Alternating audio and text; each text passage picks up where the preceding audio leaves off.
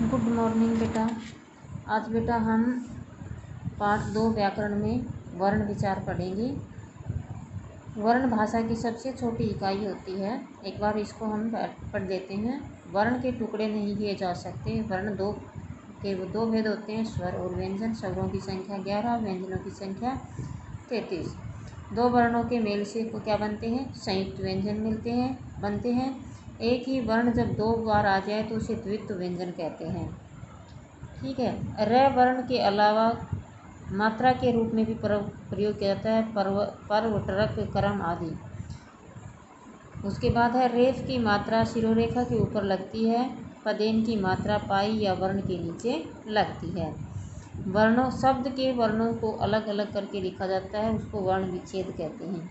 वर्णों के मेल से क्या बनते हैं? शब्द बनते हैं। और शब्द के दो भेद होते हैं, विकारी और अविकारी। अब बेटा हम करेंगे अभ्यास के प्रश्न। प्रश्न है बेटा, देखो, अनुस्वार और अनुनासिक में क्या अंतर है?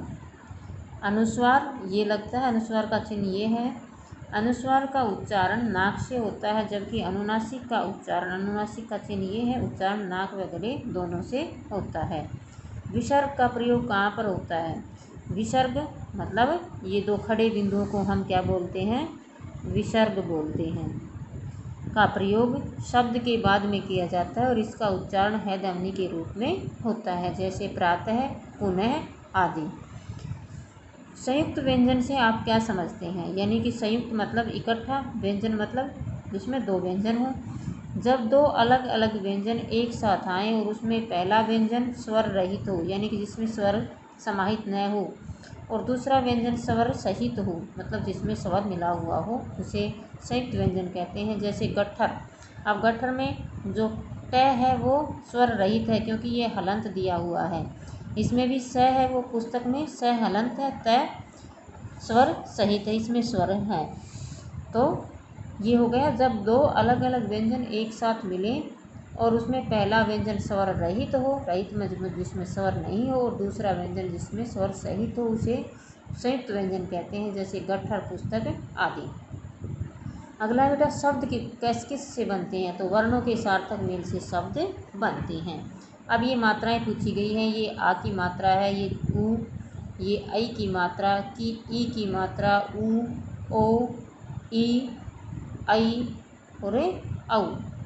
अब है बेटा, वर्णों को जोड़कर शब्द बनाइए। ये बन गया बेटा मकान, वीरता, प्यारा, गिलहरी और देखभाल। अब क्या करना है बेटा, इनको, ये तो हमने वर्ण बनाए थे, यहाँ पर हमें वर्णों का विच्छेद करना है। आकाश, आ में तो कोई विच्छेद होगा नहीं, क्योंकि तो स्वर ही है। हमें व्यंजनों का विच्छेद करना है, तो क, आ, से, ए, आकाश। ब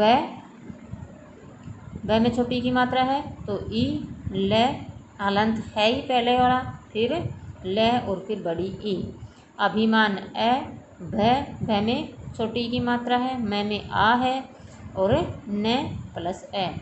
पराग, प, ए, र, आ, ग, ए, पराग। इकट्ठा, ई में ये तो है ही ई, क, ए, ट हलंत है ही, ठ में आ है। अब है बेटा, नीचे दिए गए संयुक्त व्यंजन से दो दो शब्द बनाइए। कत, कच्छ, श्रेय, त्रय, शयन, गण, ज्ञ और श्रेय।